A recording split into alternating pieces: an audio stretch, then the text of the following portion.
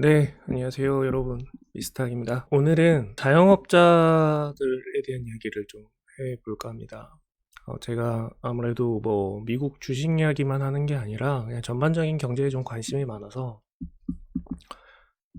많은 분들이 이제 자영업으로 귀결이 되는데요.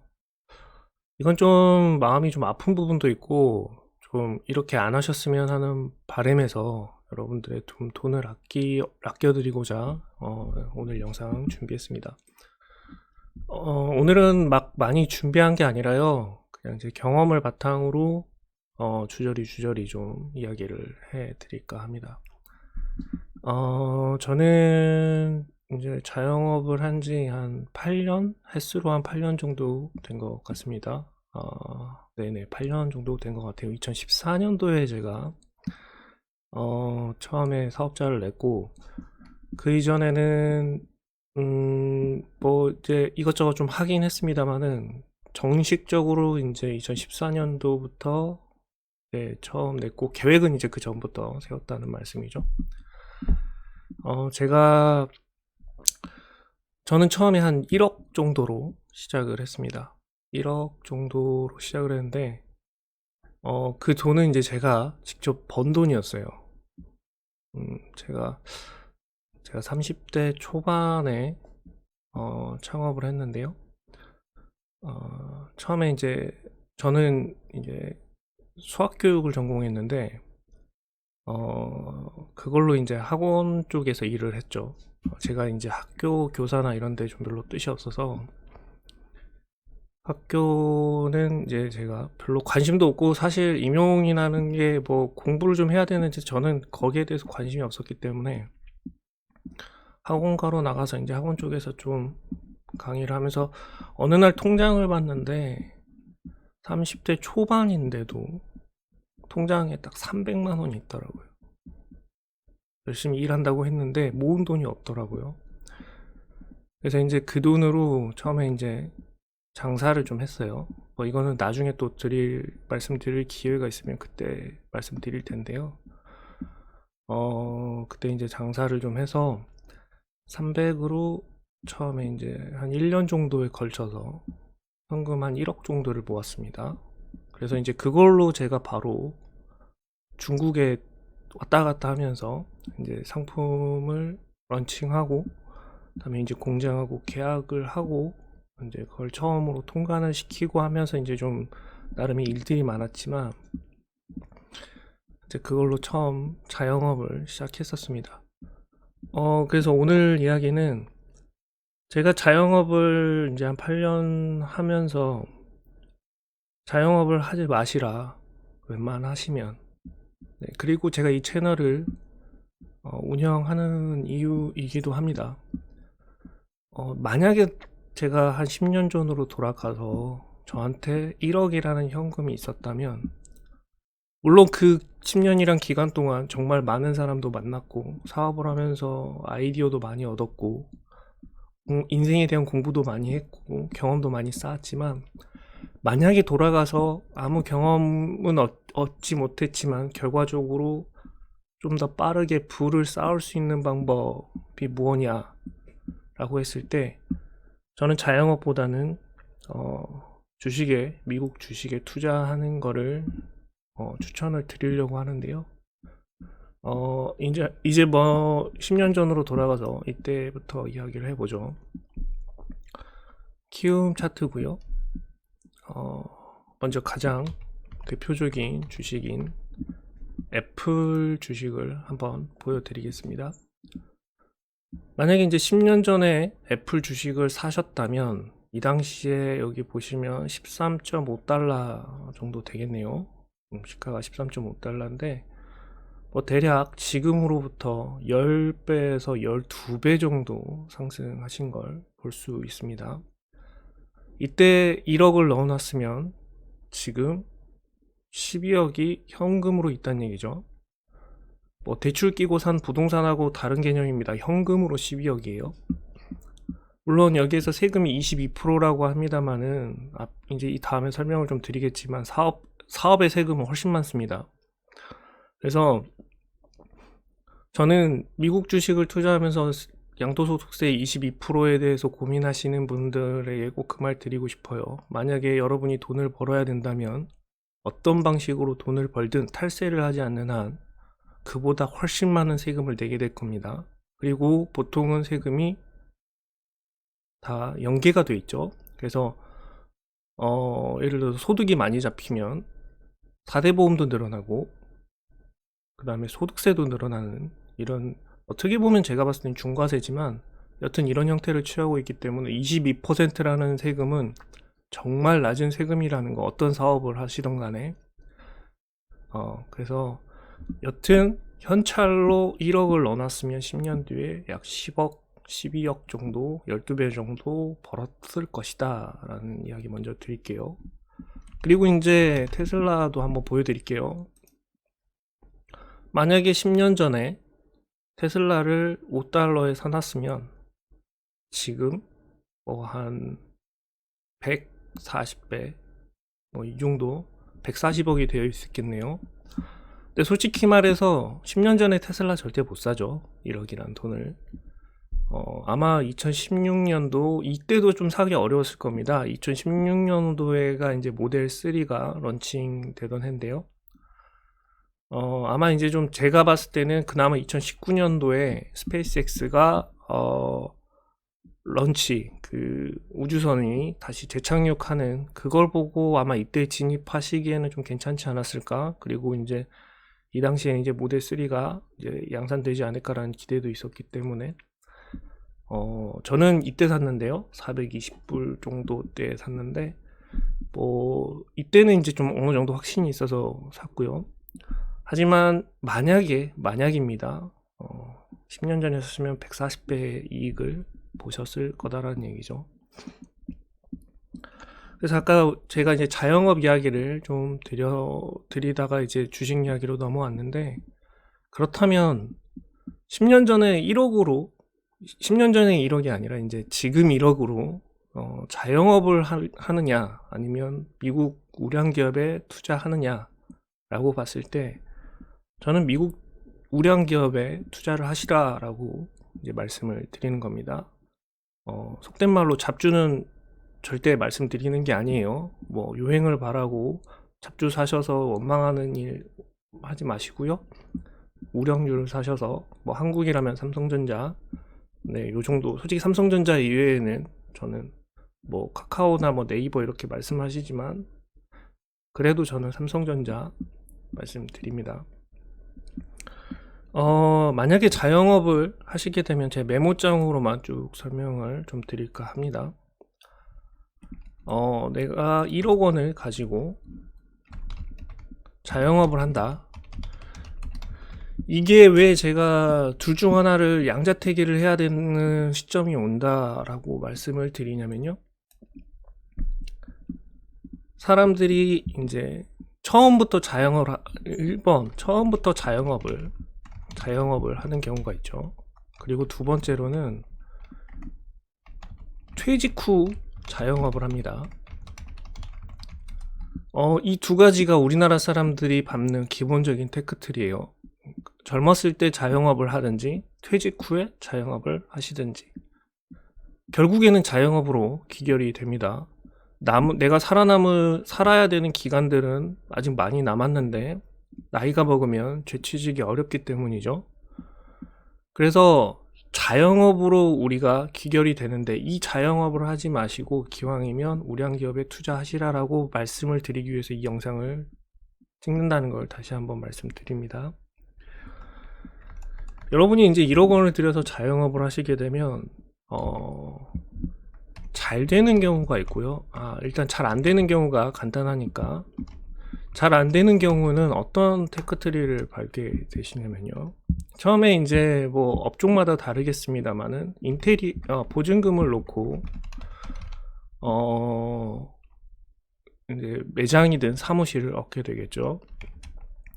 이 보증금을 뭐 사무실 정도로 얻으시면 그나마 어느 정도 회수가 가능하시겠습니다만은 이 보증금 돌려받는 돈 아닙니다. 만약에 여러분이 뭐 노래방이라든지 뭐 PC방이라든지 아니면 음식점을 창업했을 경우 이 보증금으로 나중에 원상복구해야 돼요. 이 돈 뭐 없어지는 돈 아니니까 이렇게 생각하시면 안 됩니다. 그리고 또 뭐가 있냐면 원상복구 말고 또 이제 대출금 자녀분을 납부하다 보면 그래야 폐업을 할 수 있으니까요. 저는 통계 보시면서 폐업자들이 줄었다 이런 말씀 하시는 거 이해할 수 없어요. 왜냐하면 진짜 돈이 없으면요 사람이 폐업을 못 합니다. 왜냐하면 폐업을 했을 때는 자영업자들 입장에서는 버티고 있는 거예요. 돈이 없다는 얘기죠. 왜 이거 외에는 도저히 할 게 없으니까. 근데 버티고 있는 상황에서 대출이란 대출은 이미 다 끌어쓴 상태입니다. 대출이란 대출을 다 끌어썼는데 내가 만약에 폐업을 한다. 그러면 사업 관련해서 받은 대출들은 일시 납부를 해야 돼요. 근데 그 돈이 없으니까 폐업을 안 하고 있는 상태일 뿐입니다. 이미 잠정적으로 폐업 상태죠. 아마 지금 코로나 때문에 이런 분들 너무 많으실 텐데 정말 이 부분에 대해서는 혹시 이 영상을 보고 계시다면 힘내시라고, 정말 힘내시라고 제가 먼저 응원 드리고요. 아무튼 보증금은 원상복구비나 이런 걸로 대출 자녀 갚고 나면 대출 보증금 없다 이렇게 보시면 되고요. 인테리어 하게 되죠. 인테리어비 날라가는 돈입니다. 네, 결국 한 푼도 못 건지죠. 자, 이게 이제 만약에 이렇게 창업을 해서 잘 되면 다행인데 잘 안 됐을 경우를 지금 말씀드리고 있는 거죠. 그러면 잘 안 되고 있는 기간 동안 보통 초반에 이런 말씀 많이 하실 거예요. 버티는 기간이 뭐 1년 정도, 2년 정도 있으면 잘 된다. 일단 버텨라. 이러면서 이제 대출금 끌어다 쓰죠. 네. 이러면서 마지막에는 어떻게 되느냐? 결국에는 버티다 대출금 다 끌어 쓰고 나서 1억 원은 날리고 대출금만 남은 상태에서 어떻게든 이제 마지막에 이제 떠안고 마감을 하십니다. 이 1억 원은 없어질 겁니다. 네, 잘 안 되는 경우니까요. 그러면 이제 사업할 때 잘 되는 경우도 있지 않냐? 누구 보니까 잘 되던데. 여기에서 잘 되는 경우 가장 이전부터 말씀드릴게요. 이거 정말 주의 깊게 보셔야 되는데, 자, 어느 집이 음식점으로 대박이 났습니다. 잘 되고 정말 인기가 많아요. 그러면 솔직하게 한번 생각해 봅시다. 옆집이 치킨으로 대박이 났습니다. 이거 몇 년 갈 것 같습니까? 정말 길어야 2년, 3년입니다. 우리는 그분의 정점인 상황만 보고 있는 거예요. 뭐 월에 1억 벌었다, 이런 순간들이 잘 되는 집들의 왕왕 그리고 간혹 짧은 기간 존재합니다. 하지만 이 치킨집이 10년, 20년 잘 되지 않아요. 고작 짧으면 1, 2년이면 끝납니다. 근데 대다수 사람들은 나 안 돼, 자영업이 안 된다라고 하면 잘 되는 집 이야기를 하죠. 노력이 부족하다라고 이야기합니다. 이거는 태생적인 구조적인 문제에 대해서 제가 말씀드리는 겁니다. 잘 돼도 오래 가지 못한다. 왜냐? 여기가 잘 된다고 하면 바로 옆집에 또 생겨요. 네. 비슷하던 아니면 프랜차이즈가 들어오던 내가 노력해서 이룬 결과가 오래 가지 못한다는 뜻입니다. 안 되는 경우에는 다 날리고 잘 돼도 오래 가지 못한다는 뜻이에요. 네. 그리고 만약에 이제 그런 경우도 있겠죠. 잘 되는 경우에 그래도 빨리 돈을 벌지 않겠느냐. 제가 이 부분에 대해서도 좀 설명을 드릴게요. 잘 되는 경우에 세금 부분을 좀 말씀드릴 건데요. 부가가치세가 일단 10%입니다. 이거는 총 매출에 대해서 발생을 하죠. 우리가 밥을 먹으면서 부가가치세를 예를 들어서 돼지국밥이 8,000원인데 부가가치세라고 해서 800원을 더 내는 사람은 없어요. 그냥 8,000원입니다. 8,800원을 내는 사람은 없다는 뜻이죠.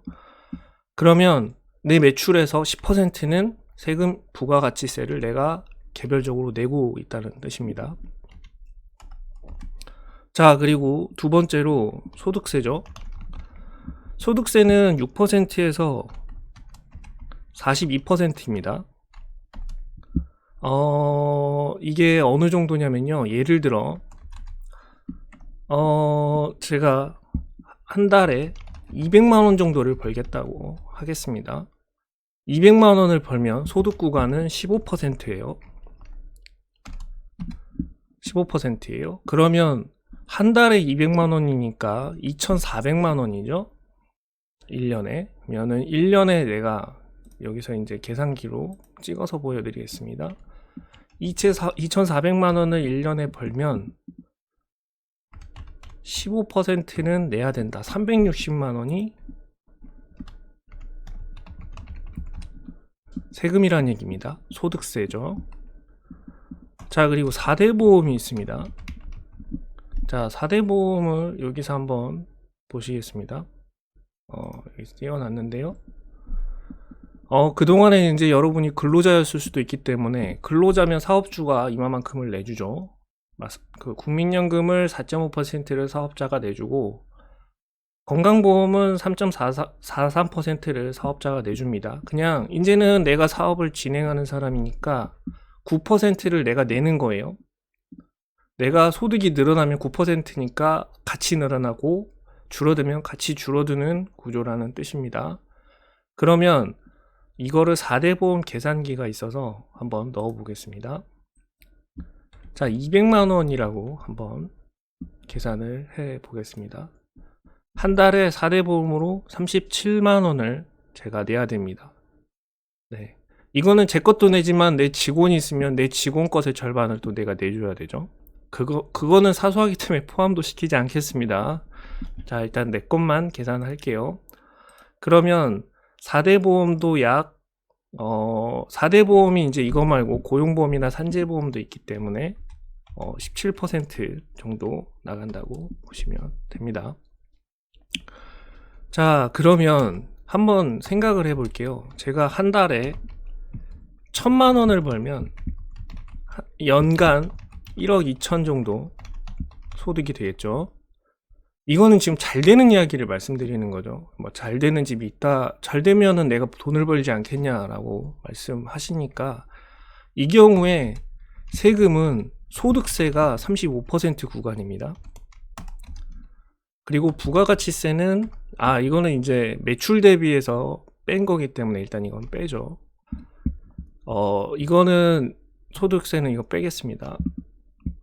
부가가치세는 빼겠습니다. 그리고 이제 4대 보험이 17%입니다. 이것만 해도 50%가 넘어요. 그러면은 내가 1억을 넘게 벌었다. 그러면 그곳의 절반을 4대 보험과 소득세로만 거의 한 50% 내야 된다는 얘기죠. 가처분 소득이 굉장히 낮습니다. 이거 외에도 여기서 고려해야 될 게 너무 많아요. 요 정도 소득과 규모가 되면 세무사비도 따로 내죠. 그 다음에 만약에 여러분이 통신사업, 예를 들어서 인터넷으로 무언가를 팔고 있다면, 아니면 예를 들어서 배달앱을 쓰고 있다면 거기 수수료도 약 10%에서 20%, 그 다음에 예를 들어서 종합몰에 입점하게 되면 30%도 넘어갑니다. 이거 내고 소득을 저만큼을 내야 되는 거예요. 우리가 인터넷에서 최저가를 항상 검색하기 때문에 항상 마진율이 굉장히 붙어 있습니다. 그런데도 1억 원의 소득을 내기 너무 어려운데, 그걸 내도 절반을 세금으로 낸다는 뜻이죠. 내가 사업을 해서 잘 안 되면 어떻게 되죠? 여기서 보셨죠? 보증금 원상복구해서 다 까먹고, 대출금, 인테리어비 한 푼도 못 건지죠. 버티는 기간 동안 일은 또 어떻게 해야 됩니까? 하루에 12시간 이상은 일하셔야 될 겁니다. 무슨 자영업을 하시든지 간에 최소 12시간은 일하시고 주말은 없습니다. 아마 이제 통신사업 하시는 분들 중 공산품을 배송하시는 분 같은 경우는 그나마 주말에 좀 쉬시겠지만, 오프라인 매장이라든지 음식점을 하시는 분들은 오히려 주말에 더 일하셔야 되죠. 그리고 남들 쉴 때 더 일하셔야 됩니다. 밤에 치킨 배달, 음식 배달 많이 하죠.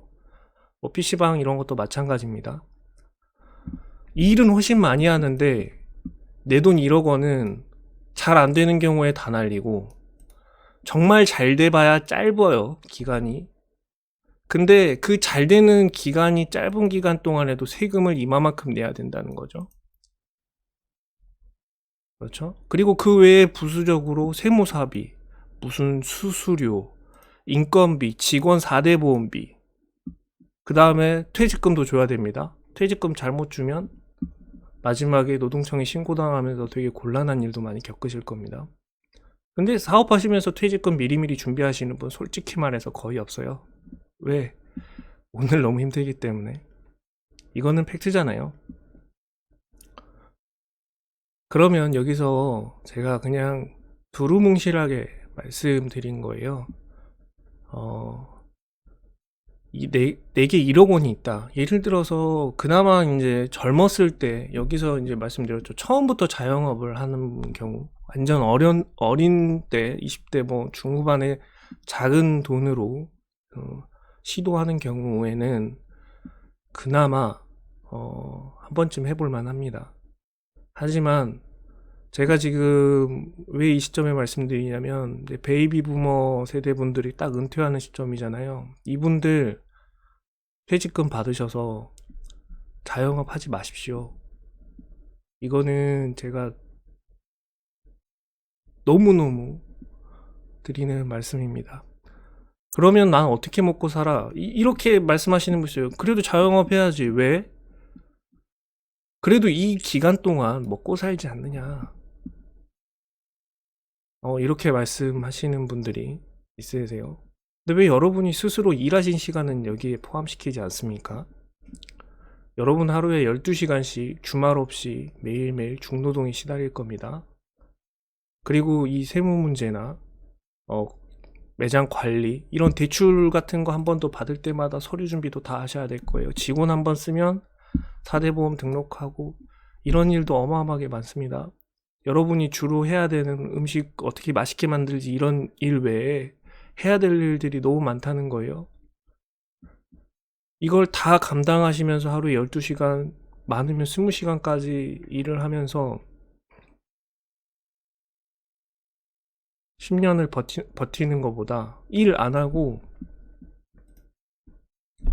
그냥 돈 버는 기업에다 넣어놓고, 그냥 예를 들어서 그 10년이라는 기간을 그럼 어떻게 살겠니? 여기에서 한 20점쯤에 좀 올랐을 때 팔아서 쓰셔도 되고, 네. 그리고 이 기간 동안 여러분이 알바해서 그냥 이 주식 안 팔고 버틴다는 생각으로 사시는 게 저는 괜찮다고 생각합니다.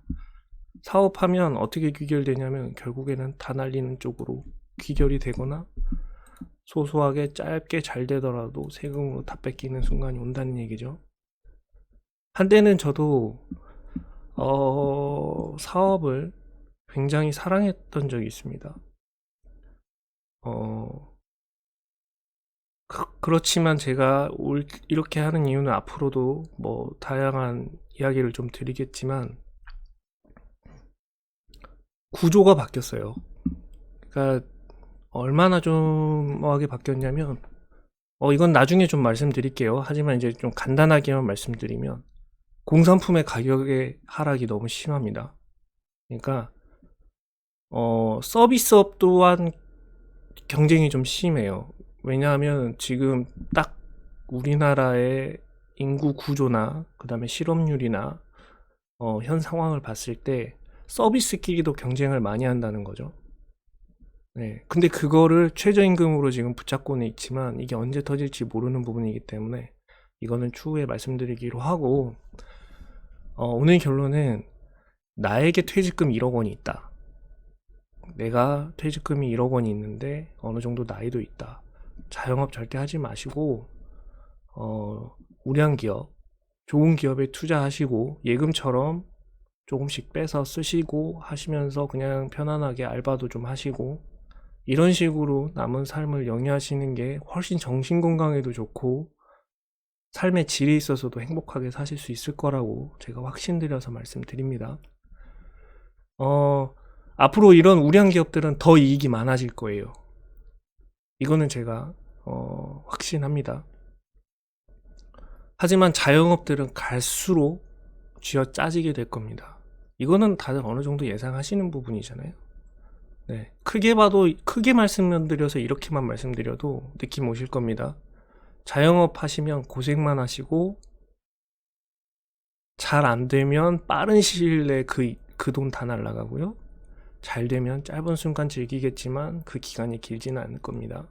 그래서 오늘은 자영업을 하실 때 신중하시라. 정말로 예를 들어서 내가 나한테 기술력이 있다거나 정말로 뭔가 이거는 그냥 외식업의 맛이 좀 뛰어나다는 정도의 그런 게 아니에요. 우리가 해자라고 하죠. 경쟁자들이 아예 들어올 수 없는 구조. 이런 구조가 아니라면 자영업은 하지 않으시는 걸 다시 한번 추천드리고, 그걸로 그냥 우량기업 꾸준히 매입하셔서 그 주가가 올라가는 그 장기간을 어떻게 내가 생활을 영위할 것이냐, 뭐 아르바이트를 하시든 아니면 그 목돈에서 조금씩 사용하시면서 그 기간을 영유하시는 게 훨씬 낫다라는 걸 오늘 좀 말씀드리고 싶었습니다. 제가 드리는 말씀이 정답은 아니겠지만 그래도 꼭 코로나 사태가 터졌기 때문에 제가 이 말씀을 드리는 건 아니에요. 이 제가 구조적인 부분에 대해서는 제가 한 5년차, 4년차 때부터 느끼고 있었던 거고, 지금도 이제 계속 제가 느끼고 있는 부분이기도 합니다. 네, 그래서 오늘 이 부분 말씀드렸습니다. 앞으로 좀 더 다른 이야기로 더 말씀드릴 테니까요. 구독과 좋아요 부탁드립니다. 미스터기였습니다. 감사합니다.